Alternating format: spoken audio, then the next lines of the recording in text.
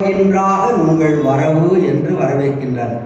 நேற்று ராமன் சூர்பனகையை வரவேற்ற போது தீதில் வரவாக நீ திருவரவுன்னு பார்த்தோம். அம்மா புண்ணியவதி, தீங்கில்லாததாக போகட்டும் உன்னுடைய வரவுன்னு பார்த்த உடனே ராமன் சொன்னான்.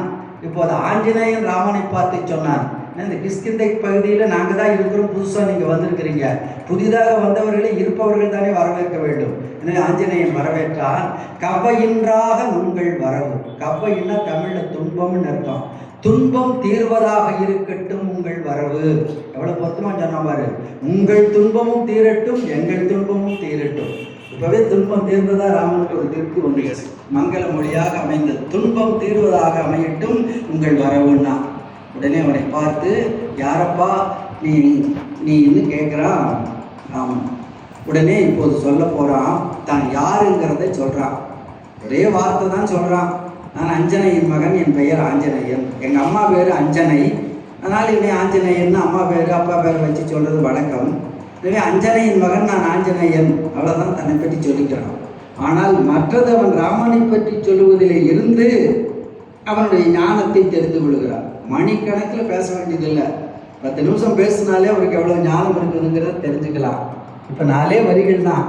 மஞ்சன திரண்ட கோல மேனிய மகளிர்க்கெல்லாம் நஞ்சன தகையவாகி நளியிரும் பணிக்கு தேம்பா கஞ்சமொத்து அலர்ந்த செய்ய கண்ண யான் காற்றின் வேந்தற்கு அஞ்சனை வயிற்றில் வந்தேன் நாமமும் அனுமன் என்பேன்.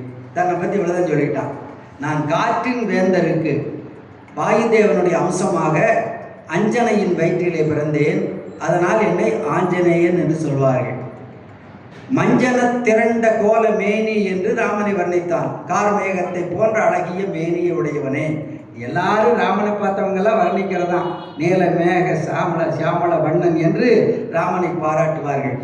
இவனும் பாராட்டினான். மஞ்சன திரண்ட கோல மேனிய. அடுத்த வரியில தான் இவன் ஞானத்தை உணர்ந்துகிறான். மகளிர்க்கெல்லாம் நஞ்சனத்தகையவாகி, பெண்களுக்கெல்லாம் நஞ்சை கக்குகின்ற பனிக்கும் வாடாத தாமரை மலர் போன்ற கண்களை உடையவனே.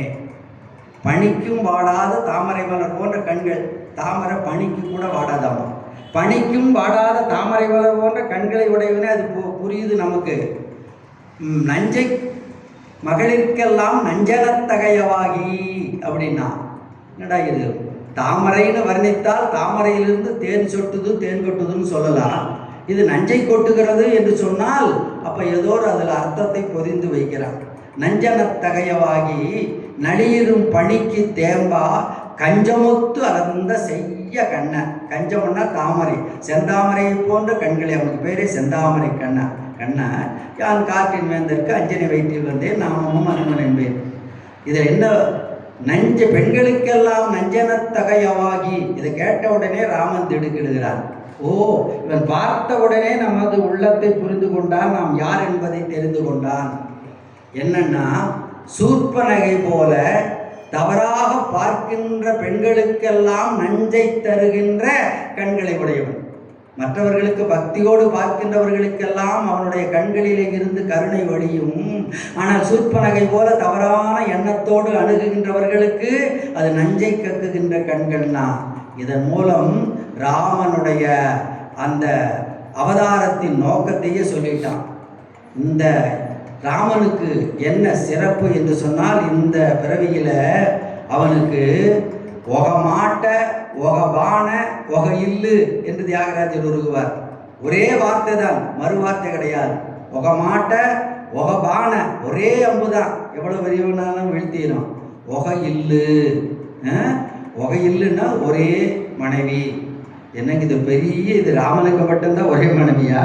இந்த உலகத்தில் ராமன்லாம் ஒரே மனைவியோடு இல்லையா? என்ன பெருசாக பேசப்பட்டதுன்னா, நாம் வாழுகின்றது கலியுகம். இந்த கலியுகத்தில் இப்போ 2வதுக்கு வழி இல்லை. ஏன்னா சட்டம் வேற போட்டு வச்சுட்டாங்க. முதல் மனைவி இருக்க இன்னொரு பெண்ணை மணந்தால் ஜெயிலுக்கு போகணுங்கிறதுனால பல பேர் சும்மா இருக்கிறோம். இல்லைன்னா சட்டம் இல்லைன்னா வேற வழி நடக்கும். ஆனால் ராமன் வாழ்ந்த யுகம் திரேதா யுகம். 4 யுகங்கள். முதல் யுகமாகிய கிருத யுகம், அடுத்தது திரேதா யுகம் ராமன் அவதரித்தது, மூன்றாவது கிருஷ்ணன் அவதரிக்கின்ற துவாபர யுகம், நான்காவது நாம் அவதரித்திருக்கின்ற கலியுகம். அவன் திரேதா யுகத்தில் என்ன பழக்கம் என்றால் ஒருவர் பல பேரை மணக்கின்ற பழக்கம். அதுவும் அரசன் என்றால் ஆயிரக்கணக்கான பெண்களை மணக்கலாம். நம்முடைய வரலாறுகளை எல்லாம் பார்த்தா தெரியும். அது அந்த காலத்திலே அது ஒரு தர்மமாகவே கருதப்பட்டது, அந்த யுக தர்மம். இவங்க அப்பாவுக்கே எத்தனை பேருன்னா தேவியரே 3 பேர், கோசலை, கைகேயி, சுமதர. அதெல்லாமே ஒரு 60,000 பேர் துணைவியர்கள் இருக்கிறார்கள். 3 பேர் மனைவி, 60,000 பேர் துணைவிகள் இருக்கிறார்கள் என்று கவி சக்கரவர்த்தி சித்தரிக்கிறார்.